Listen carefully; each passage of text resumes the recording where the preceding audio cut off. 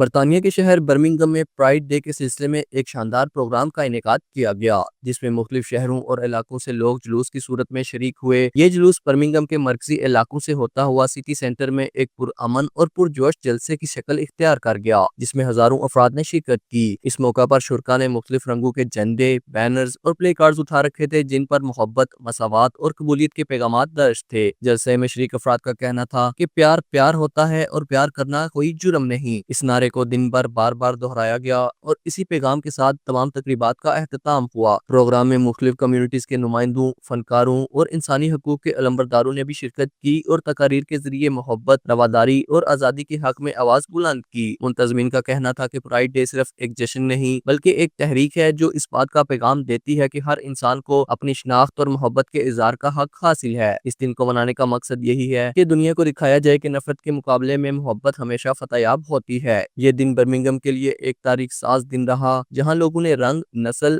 مذہب اور جنسی شناخت سے بالاتر ہو کر ایک دوسرے کو گلے لگایا اور انسانی برابری کا عملی مظاہرہ کیا۔ لالہ محمد فاروق، JK نیوز، برمنگھم۔